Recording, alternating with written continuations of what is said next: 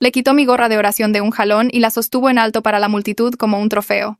Luego vino el cuarto de cristal, la puerta abierta, la audiencia que él quería que observara. Rompió mi Corán página por página. Flotaron como nieve mientras sus colegas aplaudían. Encontró mi foto familiar, tocó las caras de mis hijas. Dijo algo sobre ellas que jamás repetiré. Luego deslizó esa foto en su bolsillo y se aseguró de que yo lo viera memorizar mi dirección. La multitud afuera del cristal asintió. Entonces entró el director del aeropuerto, dijo mi nombre, dijo mi título. Las rodillas de la gente se doblaron tan rápido que se golpeó con el suelo. La foto se le escapó del bolsillo. 3 botones se le saltaron del cuello porque no podía respirar. Los alguaciles lo encontraron acurrucado en la esquina. La misma multitud lo vio ser arrastrado. Déjenme contarles lo que pasó desde el principio. Llegué 3 horas antes esa mañana. Estacioné mi auto en el lote de largo plazo y revisé mi reflejo en el espejo retrovisor por última vez. Barba completa, recortada pero tupida. Gorra de oración bien puesta sobre mi cabeza. Ropa tradicional que me marcaba visiblemente como musulmán. Todo en mi apariencia estaba diseñado para activar su sistema.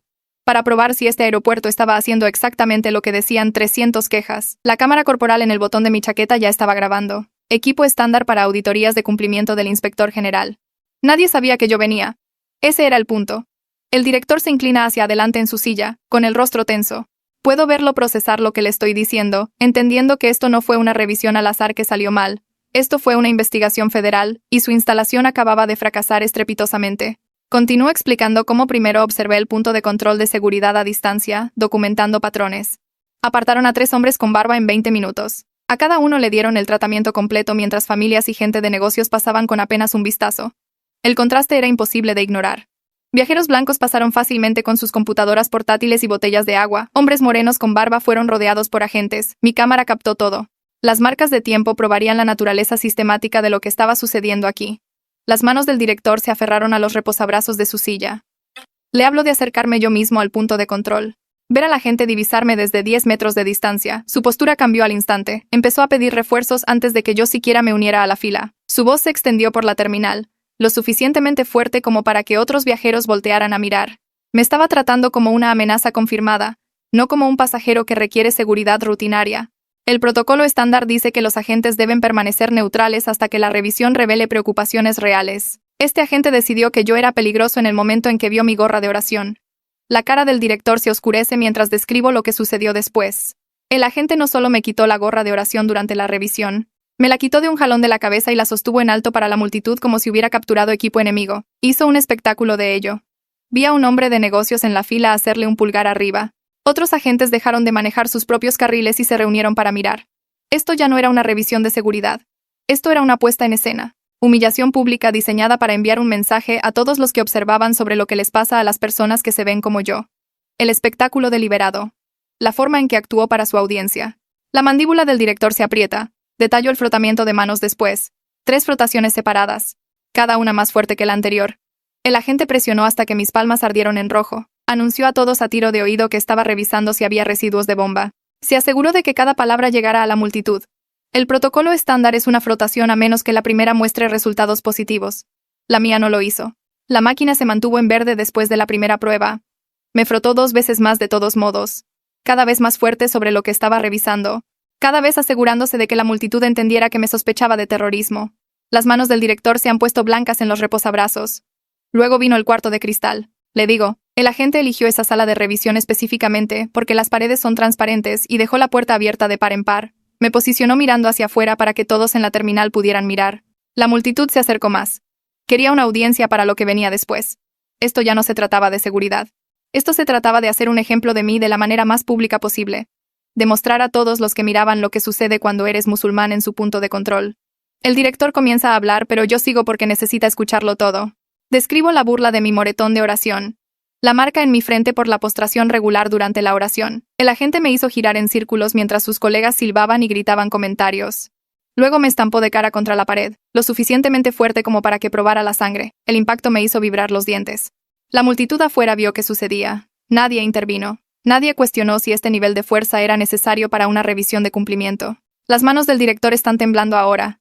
Le hablo de las bridas de plástico después. Cortaron la circulación de mis dedos en minutos. Vi mis manos ponerse moradas mientras el agente vaciaba mi bolsa de oración con deliberada lentitud. Hizo un espectáculo con cada objeto sagrado. Sostuvo mi tapete de oración. Examinó mi Corán página por página como si estuviera buscando mensajes ocultos. Cada movimiento calculado para la máxima humillación. Cada gesto diseñado para degradarme no solo a mí, sino a todo lo que llevaba que me marcaba como musulmán. Las restricciones violaron todos los protocolos del manual de la TSA. No esposas a alguien a menos que se esté resistiendo activamente. Yo nunca me resistí. Me quedé allí y dejé que violara todas las regulaciones porque estaba documentando todo. Porque 300 quejas necesitaban prueba. Mi voz se mantiene nivelada mientras describo que lo vi moler sus botas en mi tapete de oración. El director ve mi mandíbula apretarse cuando menciono las páginas del Corán flotando como nieve. El agente lo rompió página por página. Dejó que cada una revoloteara hasta el suelo. Sus colegas aplaudieron. De hecho, aplaudieron la destrucción de un libro sagrado. El hombre de negocios de la fila asintió con aprobación. La multitud fuera del cristal se mantuvo en silencio, pero nadie se fue. Nadie reportó lo que estaban presenciando. Simplemente vieron la profanación religiosa suceder en una instalación federal, y no hicieron nada. El director parece enfermo. Explico los elementos finales. Las cuentas de oración de mi madre estrelladas contra la pared. Aceite de oración derramado sobre mi cabeza hasta que corrió por mi rostro y empapó mi camisa. El medicamento para el corazón que mi madre necesita 2 veces al día pisoteado y aplastado bajo su bota. Cada acción fue crueldad calculada. Cada una diseñada para degradarme no solo a mí, sino a todo lo que representó para él. Todo sobre mi fe, mi familia, mi identidad. Él quería destruirme frente a esa multitud. Quería que vieran a un hombre musulmán humillado e impotente. De eso se trataba realmente esto. La cara del director se pone pálida cuando llego a la parte de la foto familiar. Veo sus manos aferrarse más a los reposabrazos cuando describo cómo el agente tocó las caras de mis hijas a través del plástico. Cómo su voz cambió de actuar para la multitud a algo que me revolvió el estómago. La forma en que sostuvo la foto y leyó nuestra dirección en voz alta como si la estuviera memorizando para después. Luego la deslizó en su bolsillo. Se aseguró de que lo viera hacerlo. Se aseguró de que supiera lo que estaba prometiendo. Los nudillos del director se ponen blancos. Le hablo de las palabras específicas que usó el agente sobre mi esposa y mis hijas. Palabras que no repetiré a nadie más, pero que este hombre necesita escuchar porque él dirige esta instalación, y necesita entender lo que pasó aquí. El director parece que va a vomitar. Comienza a disculparse, pero sigo hablando porque necesita escucharlo todo antes de que intente arreglarlo con palabras. Fue entonces cuando todo cambió para mí. Me mantuve calmado cuando agitaba mi gorra de oración, me mantuve profesional cuando rompió mi Corán. Documenté todo cuando derramó aceite en mi cabeza y aplastó el medicamento de mi madre. Pero amenazar a mis hijos cruzó una línea que hace que mis manos tiemblen incluso ahora. El director ve mis manos temblar en la mesa entre nosotros. Asiente lentamente como si entendiera que algunas violaciones calan más hondo que otras. Que esto dejó de ser solo una auditoría de cumplimiento en el momento en que esa foto se fue al bolsillo de la gente. Que esto se volvió personal de maneras para las que el protocolo de auditoría nunca me preparó. Soy un investigador federal entrenado para mantenerme desapegado. He documentado discriminación durante 8 años sin dejar que me afecte. Pero también soy padre. Y ese agente sabía exactamente lo que estaba haciendo cuando amenazó a mi familia. La puerta se abre y entra una mujer con uniforme de alguacil federal. El director se pone de pie rápidamente. La alguacil Jamie Harrington se presenta y pregunta si estoy listo para dar una declaración formal. Asiento. Ella no reacciona al aceite que todavía apelmaza mi cabello o las marcas moradas en mis muñecas donde las bridas cortaron el flujo sanguíneo. Simplemente saca una cámara y comienza a tomar fotos. Mis muñecas desde diferentes ángulos, las manchas de aceite en mi camisa, las marcas rojas en mis palmas por el frotamiento agresivo. Ella fotografía todo mientras repito toda la secuencia de eventos otra vez. Su cámara hace clic constantemente mientras hablo. Ella hace preguntas específicas sobre el momento y las palabras exactas utilizadas. Su libreta se llena de detalles que respaldarán cargos criminales más allá de solo lograr que despidan a la gente. Ella fotografía la sala de revisión a través de las paredes de cristal, las páginas dispersas del Corán aún en el suelo, las cuentas de oración rotas, mi tapete de oración pisoteado. Ella embolsa todo como evidencia y sella cada bolsa con cinta oficial y etiquetas. El director le dice a Harrington que está asegurando la sala de revisión como una escena del crimen. Luego se vuelve hacia mí y me ofrece su baño privado para que pueda ducharme. Harrington asiente con aprobación. El director me lleva a través de su oficina a un baño pequeño con toallas limpias y jabón. Me deja solo y cierra la puerta. Me quedo bajo el agua caliente por un largo tiempo. El aceite de oración finalmente se lava de mi cabello y corre por el desagüe. Me duelen las muñecas donde las bridas cortaron. El punto en mi frente donde se burló de mi moretón de oración está sensible. Veo el agua dar vueltas por el desagüe y siento que todo lo que he estado conteniendo comienza a resquebrajarse. Me mantuve profesional durante todo el incidente porque eso es lo que requería el trabajo. Pero ahora estoy solo y seguro y mis manos no dejan de temblar. Me siento en la ducha y dejo que el agua corra sobre mí. Las caras de mis hijas siguen apareciendo en mi mente. La forma en que la gente tocó sus fotos. Las amenazas específicas que hizo. Me mantuve calmado por la investigación. Pero ahora estoy aterrado por mi familia. Me seco y me pongo mi ropa manchada de aceite de nuevo porque no tengo nada más. El director está esperando en su oficina cuando salgo. Me dice que perdí mi vuelo original. Ya está en su computadora reservándome el próximo vuelo disponible. Primera clase. Imprime una nueva tarjeta de embarque y me la entrega. Dice que evitaré toda revisión de seguridad. Su asistente me escoltará directamente a la puerta. El gesto se siente vacío después de lo que acabo de pasar, pero reconozco que está tratando de mostrar responsabilidad dentro de cualquier autoridad que tenga en este momento. No puede deshacer lo que pasó. No puede borrar las amenazas contra mi familia, pero está haciendo lo que puede en este momento. Tomo la tarjeta de embarque. Me acompaña a la terminal él mismo. La gente se queda mirando mi ropa manchada y mi cabello húmedo. No se va hasta que he pasado la zona de la puerta y estoy sentado en mi puerta de embarque. En el avión saco mi laptop. La pasajera a mi lado está leyendo una revista. Abro un nuevo documento y empiezo a escribir mi informe preliminar para la oficina del inspector general. Cada violación se documenta con marcas de tiempo exactas de mi metraje de cámara corporal. El perfilamiento inicial a las 8:47 a.m.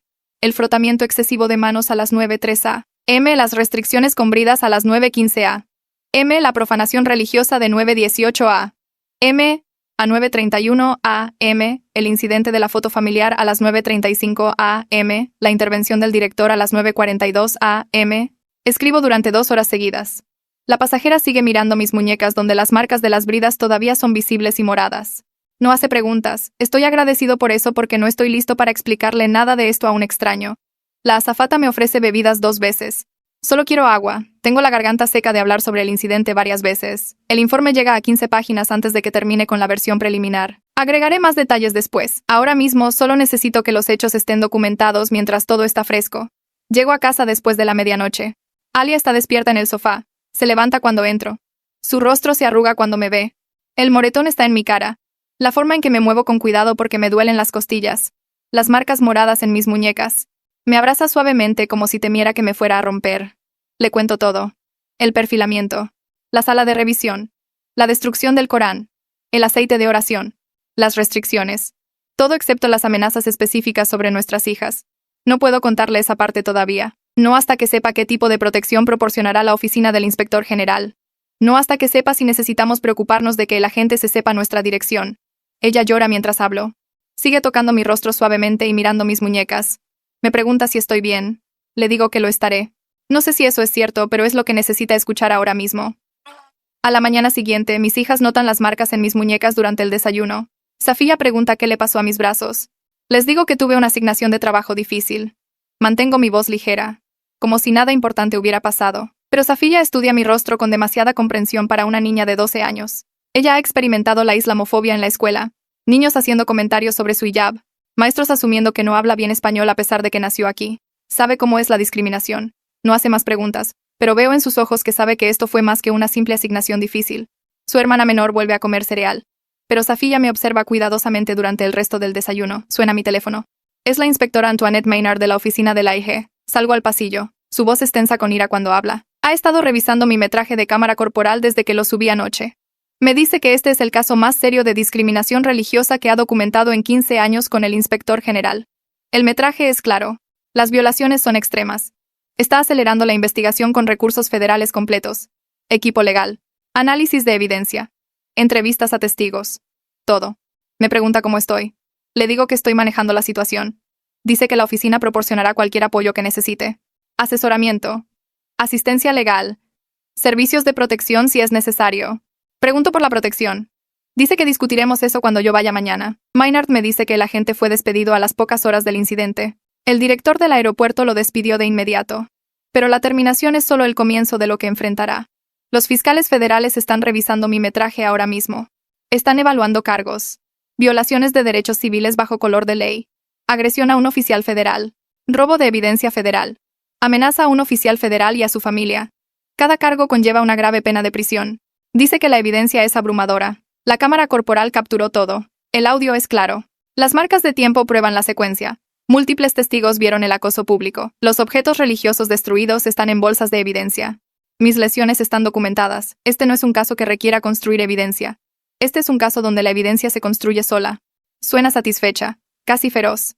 Como si hubiera estado esperando un caso tan claro para procesar a alguien tan a fondo. Le doy las gracias. Me dice que descanse hoy. Que vaya a la oficina mañana. Entonces planearemos los próximos pasos. Llego a la oficina del inspector general a la mañana siguiente. Maynard ya tiene archivos esparcidos por la mesa de conferencias. Ella señala 3 carpetas con nombres de agentes que reconozco de la sala de cristal, los que aplaudieron mientras las páginas de mi Corán flotaban hasta el suelo. Me dice que están siendo puestos en licencia administrativa inmediata. Su voz es aguda cuando explica que su complicidad en la destrucción religiosa los hace susceptibles de acción, aunque no tocaron mis pertenencias directamente. La investigación determinará si conservan sus trabajos o enfrentan la terminación. La veo hacer llamadas a sus supervisores. Cada conversación es breve y profesional. Utiliza palabras como conducta inaceptable en violación de los estándares de derechos civiles. Los agentes serán escoltados fuera del edificio en el transcurso de la hora. Siento que algo cambia en mi pecho cuando cuelga. Estas personas vitorearon mientras mi libro sagrado era destruido. Ahora están perdiendo sus trabajos. Maynard abre otro archivo. El supervisor Camilo Rutledge me muestra metraje de seguridad desde un ángulo diferente. Rutledge pasa por la sala de cristal durante la parte inicial de mi revisión. Mira a través de la ventana. Ve a la gente quitándome la gorra de oración. Ve a la multitud reuniéndose. Luego se da la vuelta y se va. Maynard toca la pantalla. Dice que su negligencia permitió que el acoso empeorara. Tenía autoridad para intervenir. Eligió ignorar lo que estaba sucediendo. La investigación muestra que presenció el comienzo y no hizo nada. Ese fallo de responsabilidad supervisora habilitó todo lo que vino después. Está suspendido pendiente de una revisión completa, probablemente despedido en el transcurso de la semana. Paso los siguientes 2 días en casa escribiendo mi informe exhaustivo. Mi laptop está en la mesa de la cocina. Alia me trae café y no hace preguntas cuando le hago señas para que se vaya.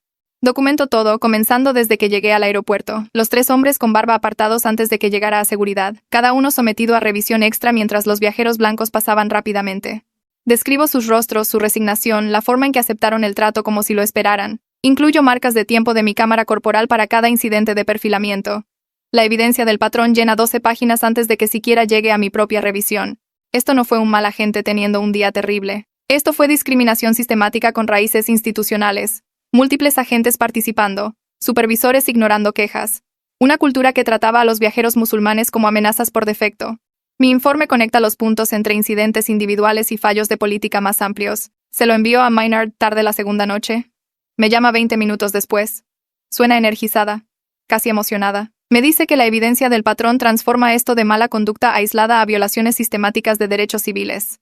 Toda la operación de seguridad del aeropuerto está ahora bajo revisión federal. Maynard asigna un equipo para entrevistar a los testigos de la multitud. Comienzan con el hombre de negocios que hizo el pulgar arriba durante la destrucción del Corán. Él proporciona una declaración confirmando que vio todo el incidente a través de las paredes de cristal. Describe a la gente sosteniendo páginas rasgadas, a los colegas aplaudiendo, mi cara presionada contra la pared. Su declaración incluye detalles sobre el aspecto de actuación deliberada. Cómo el agente seguía mirando a la multitud para asegurarse de que la gente estuviera mirando. Cómo me posicionó mirando hacia afuera para que todos pudieran ver mi humillación. Otros viajeros se presentan con relatos similares. Una mujer con 2 niños, una pareja de ancianos, un estudiante universitario. Cada uno describe la naturaleza pública de lo que sucedió. El obvio disfrute de la gente de la audiencia, la forma en que se aseguró de que sus acciones fueran visibles para la mayor cantidad de gente posible. Sus declaraciones respaldan cargos de violaciones intencionales de derechos civiles, no solo discriminación, sino acoso calculado diseñado para humillar. El director del aeropuerto llama 3 días después del incidente. Su voz es formal pero urgente. Me dice que está implementando cambios de política inmediatos. Capacitación obligatoria sobre prejuicios para todos los agentes de la TSA a partir de la próxima semana, cámaras corporales para cada revisor para documentar sus interacciones, un sistema de reporte directo para quejas de discriminación que evita a sus supervisores y va directamente a la supervisión federal. Lee de una declaración preparada. Cada reforma suena exhaustiva y necesaria. Escucho sin interrumpir. Cuando termina le agradezco la rápida acción. Pero no puedo evitar preguntarme si alguno de estos cambios existiría sin mi autoridad federal forzando la rendición de cuentas. ¿Le importaría tanto si yo fuera solo un viajero musulmán normal sin poder para investigar? ¿Seguiría el agente con su trabajo si yo no hubiera podido documentar todo con metraje de cámara corporal? El director parece escuchar mis preguntas tácitas. Me dice que la reforma debió haber ocurrido hace años. Admite que el aeropuerto falló a cientos de viajeros musulmanes antes que a mí. Mi caso simplemente hizo que los fallos fueran imposibles de ignorar por más tiempo. Aprecio su honestidad, aunque no borra lo que pasó. El fiscal federal Hadrian Burnett se pone en contacto conmigo la semana siguiente. Su voz es segura y directa. Explica que están construyendo un caso criminal contra el agente, privación de derechos bajo color de ley. Ese es el cargo principal. Conlleva graves penas federales porque el agente usó su posición oficial para violar mis protecciones constitucionales. Abusó de la autoridad gubernamental para atacarme por mi religión. Burnett me guía a través de la evidencia. Mi metraje de cámara corporal muestra todo claramente. El audio captura palabras y momentos exactos. Los objetos religiosos destruidos están en bolsas de evidencia con documentación de cadena de custodia. Múltiples testigos confirman el acoso público. Mis lesiones están fotografiadas y documentadas médicamente. Suena satisfecho cuando me dice que este es uno de los casos de derechos civiles más sólidos que ha procesado. La evidencia se construye sola. Luego Burnett pregunta sobre el incidente de la foto familiar. Quiere saber si voy a presentar cargos relacionados con las amenazas contra mis hijas. Intimidación de testigos. Amenaza a un oficial federal. Esos cargos se agregarían a la acusación. Cada uno conlleva tiempo adicional de prisión. No dudo. Le digo que sí. Mis hijas merecen saber que su padre luchó para mantenerlas a salvo. Que las amenazas contra los niños conllevan consecuencias reales. Que la gente mala no se sale con la suya asustando a niñas pequeñas solo porque llevan una placa. Burnett toma notas. Hace preguntas específicas sobre lo que dijo el agente. Cómo tocó sus caras en la foto. La forma en que memorizó nuestra dirección en voz alta. Respondo a cada pregunta a pesar de que repetirlo hace que mis manos tiemblen. Me agradece mi coraje. Promete que el agente enfrentará las máximas consecuencias. Esa noche, Alia me acorrala en el pasillo. Me ha estado observando cuidadosamente toda la semana, sintiendo que hay más en la historia de lo que le he contado. Me pregunta directamente qué estoy evitando. ¿Qué parte del incidente no he explicado? Saco el informe del incidente en mi laptop. Le muestro la sección sobre la foto familiar. Las amenazas específicas que el agente hizo sobre nuestras hijas. Veo su rostro cambiar mientras lee. La preocupación se convierte en miedo. El miedo se transforma en una ira protectora que coincide con la mía. Me pregunta si él sabe dónde vivimos.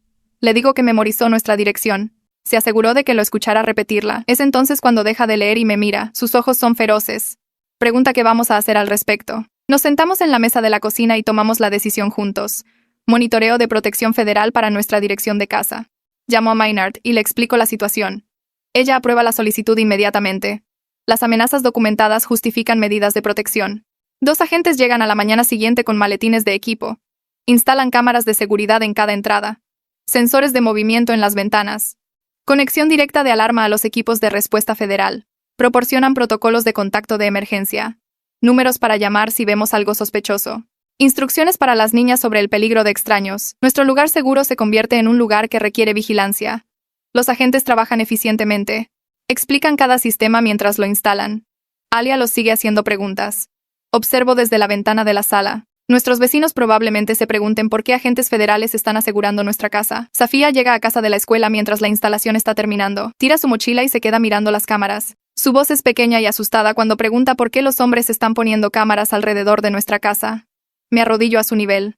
Le explico que mi trabajo a veces involucra a personas que toman malas decisiones. Estamos teniendo un cuidado extra para mantener a todos a salvo. Es solo algo que hacemos para ser listos. Nada de qué preocuparse para ella. Pero veo en sus ojos que entiende más de lo que quiero. Tiene 12 años. Ha experimentado a niños en la escuela haciendo comentarios sobre su hijab. Sabe que el mundo tiene gente a la que no le gustamos solo por ser musulmanes. Pregunta si la persona mala de mi trabajo sabe dónde vivimos. Hago una pausa demasiado larga antes de responder. Esa pausa le dice todo. Digo que estamos teniendo cuidado y eso es lo que importa. Las cámaras nos ayudarán a mantenernos a salvo. Ella asiente, pero no parece convencida. Su hermana pequeña corre persiguiendo al gato, inconsciente de que algo anda mal. Inconsciente de que nuestro hogar ahora necesita protección federal. Safía observa a los agentes terminar su trabajo. No hace más preguntas, pero cuando se van se queda cerca de mí durante el resto de la noche. Más cerca de lo habitual. Como si necesitara asegurarse de que realmente estoy aquí y realmente seguro. Maynard llama 3 días después de la instalación de la cámara de seguridad. Su voz lleva una energía que no había escuchado antes. Me dice que el agente fue arrestado esta mañana en su casa.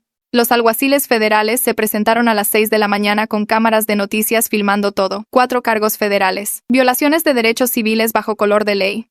Agresión a un oficial federal. Robo de propiedad gubernamental. Amenaza a un oficial federal y a su familia. Cada cargo conlleva una grave pena de prisión. Me guía a través de las sentencias máximas.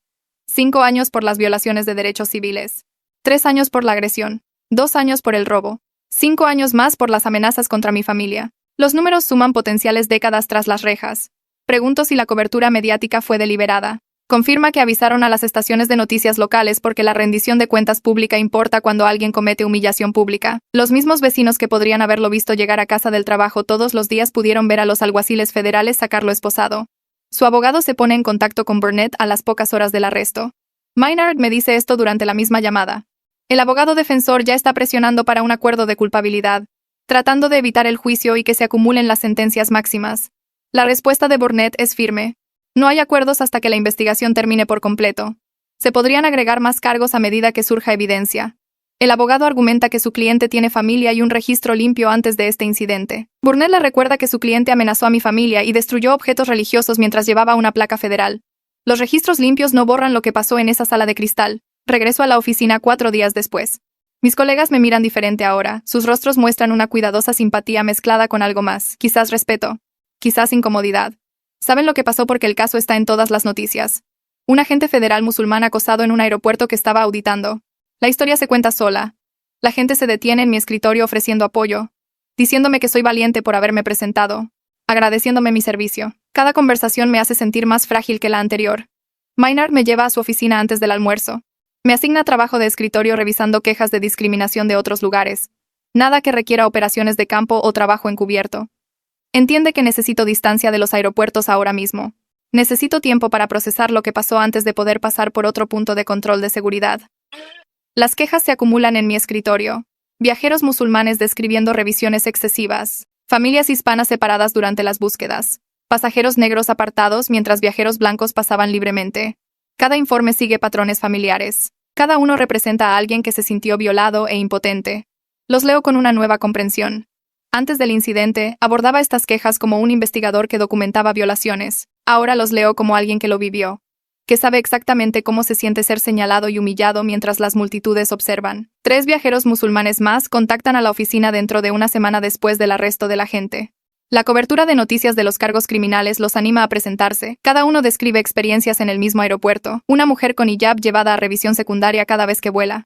Agentes haciendo comentarios sobre su hijab, preguntando por qué se cubre el cabello, sugiriendo que podría estar escondiendo algo.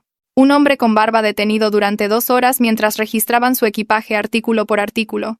Agentes riéndose de su tapete de oración.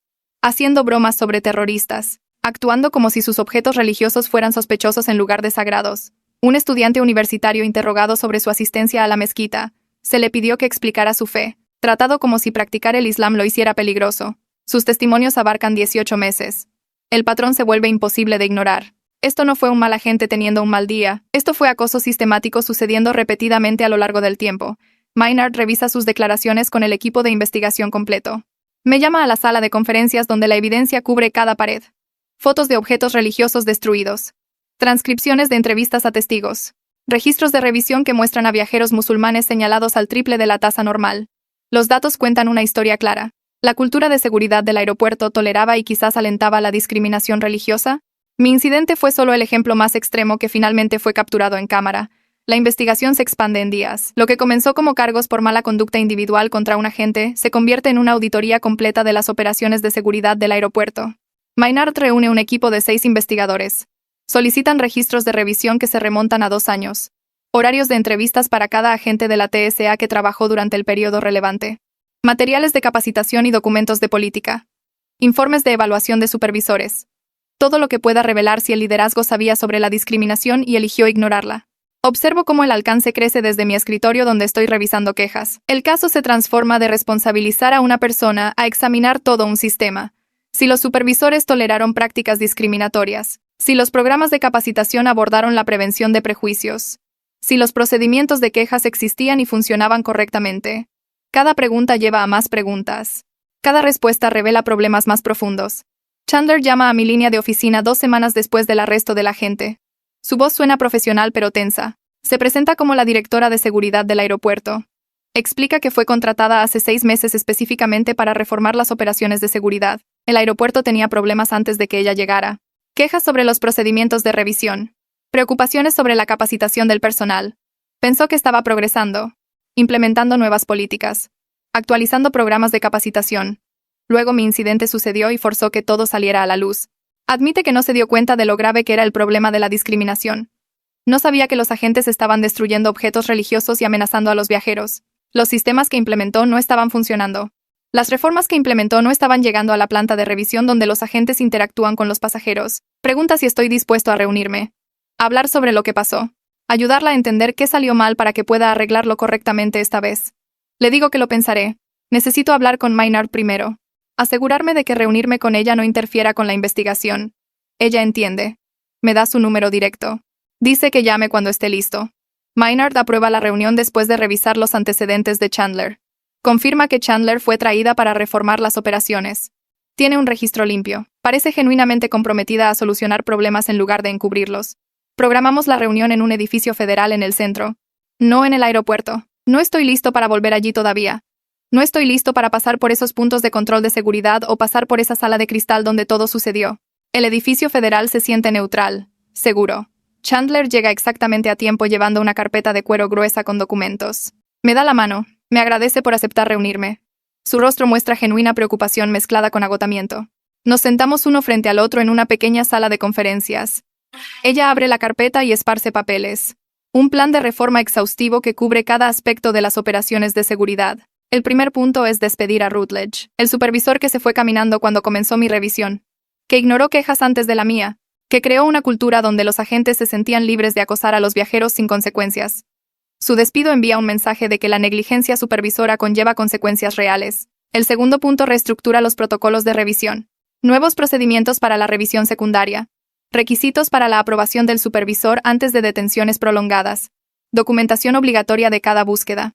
Cámaras corporales para todos los agentes para registrar las interacciones. El tercer punto implementa la supervisión independiente para las quejas de discriminación. Un sistema de reporte directo que evita la cadena de mando. Revisión externa de cada queja. Mediación vinculante para violaciones graves. Chandler me guía a través de cada reforma. Su compromiso suena genuino. Ha hecho su tarea. Identificó fallos específicos y diseñó soluciones específicas. Pero he visto planes de reforma antes. He visto instituciones prometer cambios y luego volver silenciosamente a viejos hábitos una vez que la atención se desvanece. Le digo que los planes de reforma no significan nada sin aplicación, sin consecuencias por violaciones, sin estructuras de rendición de cuentas que sobrevivan a los cambios de liderazgo. Ella asiente. Dice que esperaba esa respuesta. Sacó otro documento.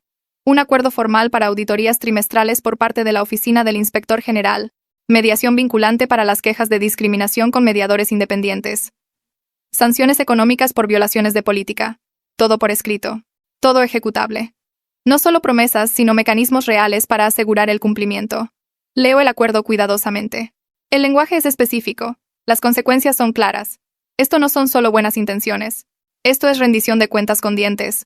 Le digo que estoy impresionada, pero que necesitaré que Maynard revise todo antes de que respalde cualquier reforma. Ella está de acuerdo inmediatamente. Dice que quiere la aprobación del inspector general porque eso tiene peso. Demuestra que las reformas son reales y no solo relaciones públicas. Un abogado de derechos civiles llamado Fitzpatrick se pone en contacto conmigo la semana siguiente. Su buzón de voz explica que se especializa en violaciones constitucionales y casos de discriminación. Ha seguido la cobertura de noticias de mi caso. Cree que tengo bases sólidas para una demanda civil contra la TSA y el aeropuerto. Violaciones constitucionales. Agresión. Infligir intencionalmente angustia emocional. Fallo en la supervisión. Los daños podrían ser significativos, no solo por mi trauma, sino por el miedo continuo de mi familia, las medidas de seguridad que necesitamos. La terapia que requieren mis hijas. Quiere discutir la representación. Escucho el buzón de voz 2 veces antes de devolverle la llamada. No estoy seguro acerca del litigio. Mi objetivo siempre fue la reforma sistémica. Responsabilizar a las personas.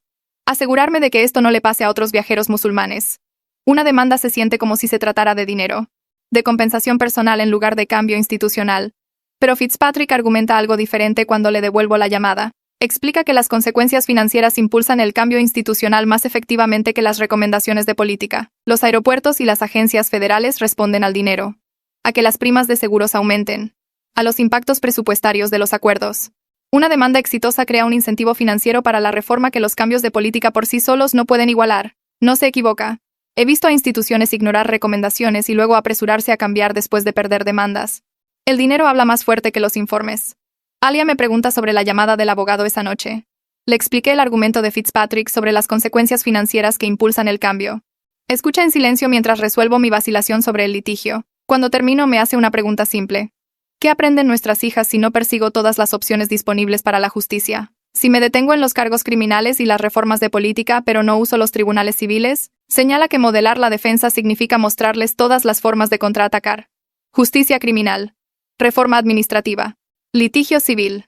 Cada canal tiene un propósito. Cada uno responsabiliza a diferentes personas de diferentes maneras. Tiene razón. Luchar no solo es aceptable, es necesario. Y luchar significa usar todas las herramientas disponibles. No solo las cómodas. No solo las que se sienten nobles. Todas ellas. Le devuelvo la llamada a Fitzpatrick a la mañana siguiente. Le digo que quiero presentar el caso civil. Suena complacido pero no sorprendido. Dice que comenzará a redactar la demanda de inmediato. Programamos una reunión para revisarlo todo antes de presentarlo. Me advierte que el proceso llevará tiempo. Los casos civiles avanzan lentamente. Pero confía en el resultado. La evidencia es abrumadora, las violaciones son claras. Este es el tipo de caso que debería resolverse antes del juicio, que debería resultar en daños significativos y acuerdos de reforma vinculantes. Le doy las gracias y cuelgo. Luego me siento en mi escritorio pensando en lo que viene después. Cargos criminales. Investigación federal. Demanda civil. Cada uno un camino diferente hacia el mismo objetivo. Asegurarme de que lo que me pasó no le pase a nadie más. Fitzpatrick me envía el borrador de la demanda 3 días después. Leo 50 páginas de lenguaje legal que transforma mi trauma en alegaciones formales. Discriminación religiosa bajo el título 7. Agresión y lesiones. Infligir intencionalmente angustia emocional. Fallo en la supervisión y capacitación de empleados. Cada sección enumera acciones específicas con marcas de tiempo de mi metraje de cámara corporal. La gorra de oración sostenida como un trofeo. Las páginas del Corán rasgadas y dispersas. Las amenazas de la foto familiar. La restricción física que dejó marcas en mis muñecas durante días. Cada violación documentada en términos legales clínicos que de alguna manera hacen que la experiencia se sienta a la vez más real y más distante. La sección de daños solicita compensación por mi tratamiento psicológico, los costos de terapia de mi familia, las medidas de seguridad que necesitamos en casa y daños punitivos destinados a castigar los fallos institucionales que permitieron que esto sucediera. Fitzpatrick incluye una nota de presentación explicando que la demanda se presentará públicamente, creando un registro permanente de lo que ocurrió y obligando a los demandados a responder en documentos judiciales que cualquiera puede leer. Firmo el formulario de autorización y lo envío de vuelta. La demanda se presenta a la mañana siguiente. El abogado defensor del agente emite una declaración a los medios de comunicación esa misma tarde. La leo en mi teléfono mientras estoy sentado en mi oficina, cada oración haciendo que mi mandíbula se apriete más. La declaración afirma que soy un investigador federal capacitado que debería haberme identificado inmediatamente al ser seleccionado para una revisión secundaria. Argumenta que el agente estaba siguiendo protocolos de seguridad estándar al revisar a un pasajero poco cooperativo que se negó a proporcionar la identificación adecuada. La estrategia de culpar a la víctima es obvia y enfurecedora porque sugiere que los investigadores federales merecen acoso si no anuncian su autoridad antes de probar los sistemas de cumplimiento. La declaración ignora que las auditorías de cumplimiento solo funcionan cuando los agentes no saben que están siendo evaluados, que anunciar mis credenciales federales habría frustrado todo el propósito de probar si este aeropuerto discrimina a los viajeros musulmanes. El abogado defensor enmarca mi papel profesional como algo que de alguna manera hace que el acoso religioso sea aceptable, como si ser un investigador significara que pierdo las protecciones de derechos civiles al hacer mi trabajo. Mi teléfono suena en el transcurso de una hora. La voz de Burnett llega tensa de ira antes de que termine de decir hola. Me dice que acaba de leer la declaración de la defensa y que en realidad ayuda más a nuestro caso de lo que lo perjudica. Pregunto cómo culpar a la víctima podría beneficiarnos. Burnett explica que la declaración demuestra la completa falta de remordimiento del agente y su creencia de que sus acciones estaban justificadas. El argumento de que los investigadores deben identificarse antes de buscar discriminación revela una incomprensión básica de cómo funcionan las auditorías de cumplimiento y por qué son necesarias. Cualquier jurado entenderá que las operaciones encubiertas requieren que los investigadores oculten su identidad, que probar la discriminación significa experimentar la discriminación de primera mano. El abogado defensor acaba de admitir en el registro que su cliente cree que el acoso fue apropiado, lo que hace que probar la intención maliciosa sea mucho más fácil. Burnett suena casi complacido mientras explica cómo la declaración será contraproducente durante el juicio, cómo los jurados responden mal a los demandados que culpan a las víctimas por su propio maltrato. Le agradezco la perspectiva, pero la ira todavía está pesada en mi pecho. La cobertura mediática del caso explota durante la semana siguiente. Evito la mayor parte, pero Alia me muestra titulares que revelan la predecible división política. Algunos medios defienden a la gente como un patriota que protege a México de posibles amenazas, enmarcando el incidente como una revisión de seguridad agresiva en lugar de acoso religioso. Nota. Se ajusta el contexto de América a México para el público objetivo, manteniendo el tono nacionalista. Otros medios condenan el trato como discriminación del libro de texto y violaciones de derechos civiles. Las secciones de comentarios se llenan de extraños debatiendo si me merecía lo que pasó, si los viajeros musulmanes deberían esperar un escrutinio extra, si los investigadores federales tienen derecho a probar la seguridad del aeropuerto sin anunciarse. Dejo de leer después de los primeros artículos porque interactuar con personas que piensan que destruir el libro sagrado de alguien es un procedimiento de seguridad aceptable no tiene ningún propósito. Los procedimientos legales determinarán los hechos y las consecuencias. La opinión pública en las redes sociales no cambia lo que pasó en esa sala de cristal o lo que requiere la ley. Maynard llama la semana siguiente con los hallazgos preliminares de la auditoría. Su equipo analizó 6 meses de registros de revisión del aeropuerto, comparando las tasas de selección entre diferentes datos demográficos de pasajeros. Los datos muestran que los viajeros musulmanes identificados por marcadores de apariencia como barbas, cubrimientos de cabeza y rasgos de Medio Oriente fueron revisados al triple de la tasa de otros pasajeros, a pesar de tener perfiles de riesgo de seguridad idénticos, sin diferencia en los patrones de viaje, el momento de compra de boletos o el comportamiento que justificaría un trato dispar. Solo la selección basada en la apariencia que creó un patrón de discriminación tan claro que aparece en las estadísticas brutas. El informe preliminar incluye gráficos que muestran la disparidad en la tasa de revisión, declaraciones de testigos de viajeros musulmanes que describen acoso similar y documentación de quejas que los supervisores ignoraron o desalentaron activamente. La evidencia respalda cargos de discriminación sistémica más allá de mi experiencia individual, revelando un problema institucional en lugar de la mala conducta de un agente deshonesto. El supervisor Rutledge es terminado oficialmente 2 días después de la publicación de la auditoría preliminar. Maynard me envía la carta de terminación que enumera fallos específicos en sus deberes de supervisión. Ignoró múltiples quejas sobre el comportamiento de la gente hacia viajeros musulmanes durante 18 meses. Desalentó activamente a los pasajeros de presentar informes de discriminación, diciéndoles que las decisiones de revisión de seguridad no estaban sujetas a procedimientos de queja.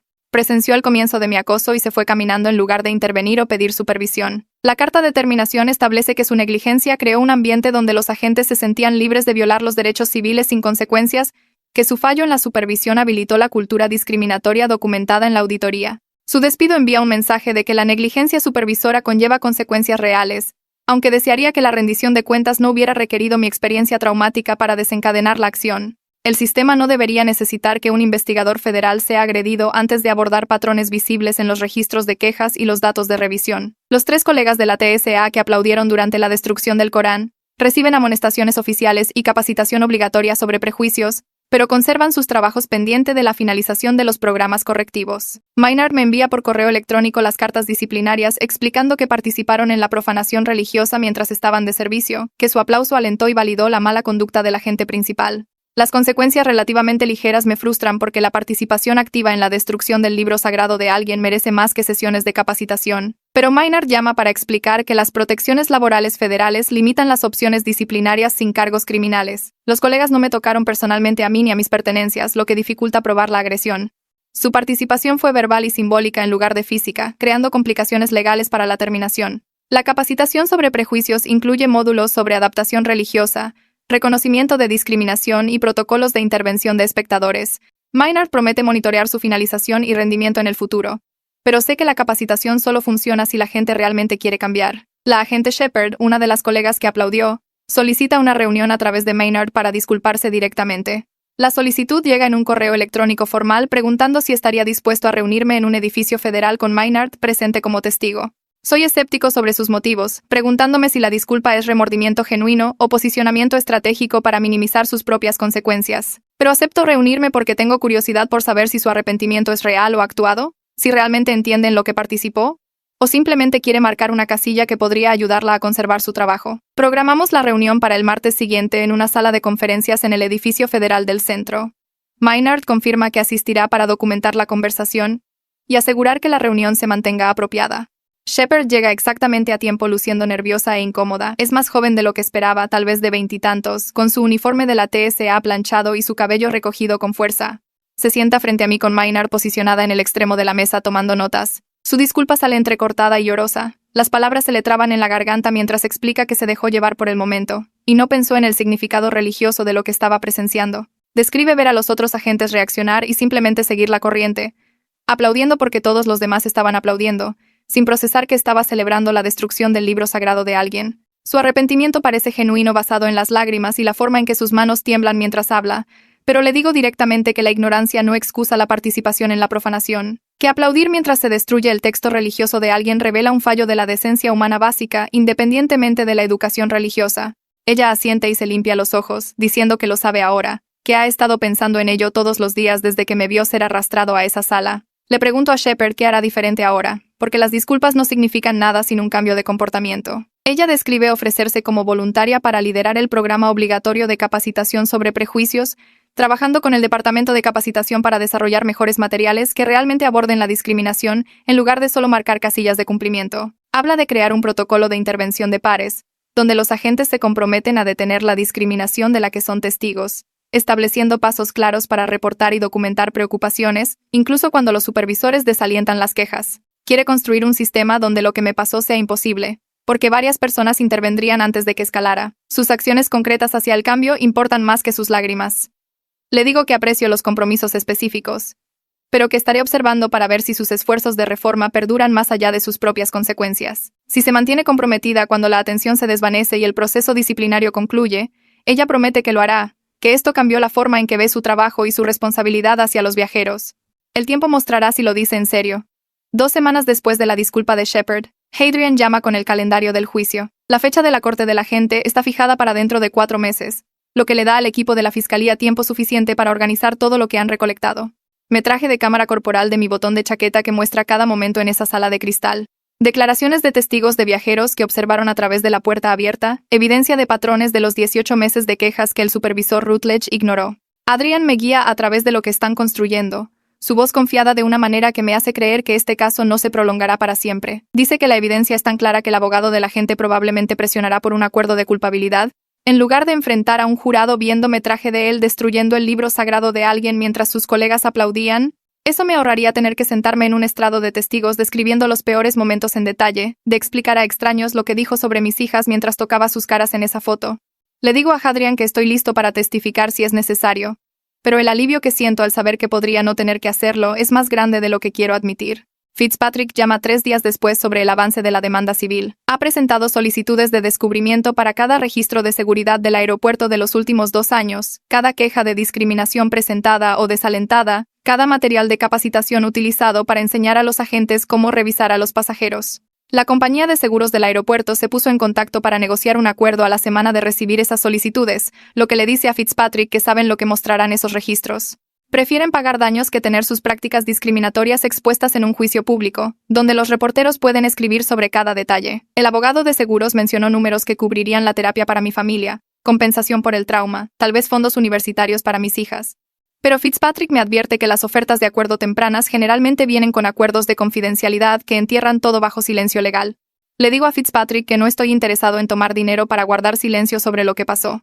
Si llegamos a un acuerdo, tiene que incluir un reconocimiento público de que fui sometido a discriminación religiosa inconstitucional. Tiene que incluir compromisos vinculantes con las reformas que Chandler propuso, no solo recomendaciones de política que se desvanecen cuando la atención se mueve a otra parte. Fitzpatrick dice que negociará esos términos, que los daños financieros importan menos que la rendición de cuentas que no se puede ocultar detrás de cláusulas de confidencialidad.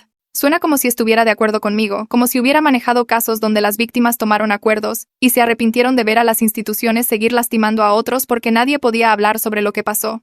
Quiero el dinero para ayudar a mi familia a recuperarse, pero quiero el reconocimiento público más. Alia sugiere terapia familiar la semana siguiente, observando cómo Safía salta con ruidos fuertes y cómo nuestra hija menor revisa las cerraduras de nuestras puertas 3 veces antes de acostarse. El miedo y la vigilancia constante no existían antes de que se enteraran de las amenazas contra ellas. La terapeuta que encontramos se especializa en ayudar a las familias a procesar el trauma cuando los padres tienen trabajos peligrosos. Se reúne con los 4 en un consultorio cómodo con sillas suaves y materiales de arte esparcidos en una mesa baja. Ella ayuda a las niñas a entender que la gente mala existe, pero también los sistemas de justicia y protección. Que el trabajo de su padre importa porque responsabiliza a la gente mala por sus acciones. Safía pregunta si el hombre malo todavía puede lastimarnos y la terapeuta explica sobre la prisión y la libertad supervisada y cómo el sistema legal funciona para mantener a las familias a salvo. Nuestra hija menor dibuja un dibujo de nuestra casa rodeada de paredes altas, lo que la terapeuta dice que es normal, que sentir la necesidad de protección tiene sentido después de saber que alguien amenazó a tu familia. Alia me toma la mano durante toda la sesión, y me doy cuenta de que todos estamos cargando piezas de lo que pasó en esa sala de cristal. Pasan 3 meses con sesiones de terapia semanales y sanación lenta. Maynard llama para preguntar si estoy listo para volver al trabajo de campo para la oficina del IG. Es cuidadosa con la pregunta, dejando claro que no hay presión, que el trabajo de escritorio está disponible todo el tiempo que lo necesite. Pero le digo que estoy listo porque sentarme en una oficina revisando los informes de otras personas no es por lo que me convertí en investigador. Me asigna a auditar un aeropuerto diferente sin quejas de discriminación en su archivo. Una instalación más pequeña donde la seguridad funciona sin problemas según los comentarios de los pasajeros. Es una asignación de bajo estrés diseñada para reconstruir mi confianza en el propósito del trabajo, para recordarme que la mayoría de los aeropuertos pueden mantener la seguridad sin perfilamiento religioso. La nueva auditoría sale exactamente como debería haber salido en el primer aeropuerto. Llego vestido de la misma manera, barba completa y gorra de oración, llevando una bolsa con objetos religiosos. Los agentes de la TSA me revisan profesionalmente. Sus preguntas se centran en los planes de viaje y el contenido del equipaje en lugar de mi apariencia. Un agente pregunta por mi tapete de oración cuando aparece en el escáner. pero su tono es curioso en lugar de hostil. Lo maneja con cuidado al revisar el contenido de la bolsa, tratándolo como lo que es en lugar de algo sospechoso. Toda la revisión tarda 12 minutos y paso por seguridad sin acoso ni toques excesivos ni colegas reuniéndose para mirar. El contraste con mi experiencia anterior se siente marcado, mostrándome que la discriminación no está integrada en los procedimientos de seguridad del aeropuerto. Los aeropuertos pueden proteger a los viajeros sin perfilarlos cuando el liderazgo realmente prioriza los derechos civiles junto con las medidas de seguridad. Hadrian llama 2 semanas después de mi auditoría sin problemas con noticias sobre el caso criminal. El agente aceptó un acuerdo de culpabilidad en lugar de enfrentar el juicio con todo ese metraje de cámara corporal. Se declaró culpable de violaciones de derechos civiles y agresión a un oficial federal. La sentencia incluye 2 años en prisión federal, 3 años de libertad supervisada después de que salga, asesoramiento obligatorio sobre prejuicios que tiene que completar y probar su finalización y prohibición permanente de trabajar en seguridad o aplicación de la ley nunca más. Hadrian me guía a través de cada pieza, explicando cómo la prohibición asegura que nunca pueda usar la autoridad para dañar a las personas que se supone debe proteger. La declaración de culpabilidad significa que admitió formalmente lo que hizo, que está en los registros judiciales para siempre, que no puede alegar inocencia o culparme por probar el cumplimiento del aeropuerto. La sentencia de prisión de 2 años se siente demasiado corta cuando pienso en el trauma que infligió, en mis hijas revisando cerraduras y las pesadillas de Alia, y la forma en que todavía me tenso al pasar por la seguridad del aeropuerto, incluso en instalaciones con personal profesional.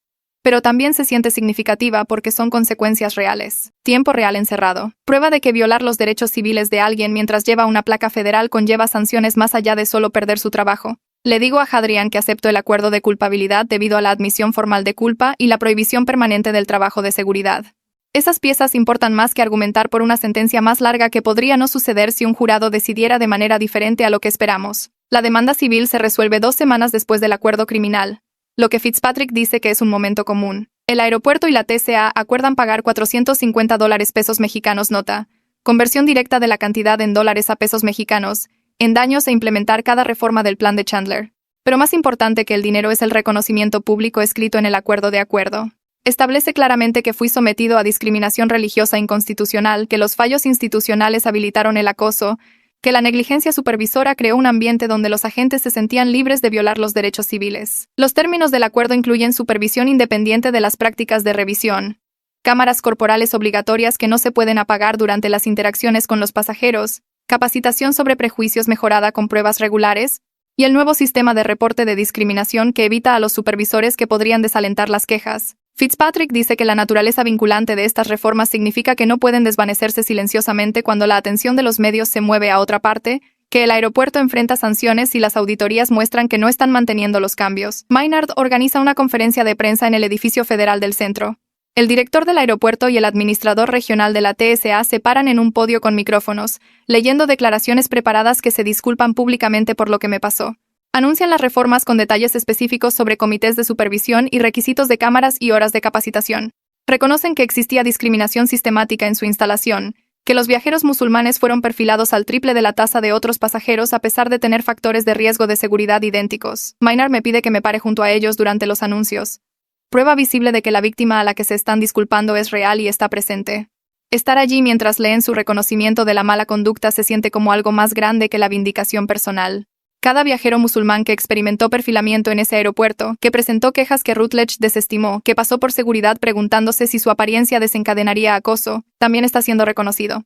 Las reformas no desharán lo que pasó, pero podrían evitar que la próxima persona sufra lo que yo sufrí en esa sala de cristal. El cheque del acuerdo llega 3 semanas después, más grande de lo que esperaba, pero de alguna manera sintiéndose más pequeño que el daño causado.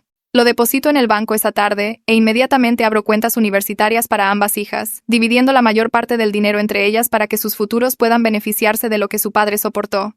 El resto va al Fondo de Defensa de Derechos Civiles, una organización que lucha contra los casos de discriminación religiosa en todo el país, porque otras familias no deberían necesitar credenciales de investigador federal para obtener justicia cuando los aeropuertos los perfilan. Alia me observa completar las transferencias en línea y me aprieta el hombro, entendiendo que quedarme con el dinero se sentiría como aceptar un pago por el trauma en lugar de transformarlo en algo que protege a otros.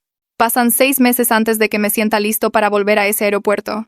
Chandler llama con una invitación para recorrer la instalación y observar las reformas en acción, su voz cuidadosa porque sabe lo que está pidiendo.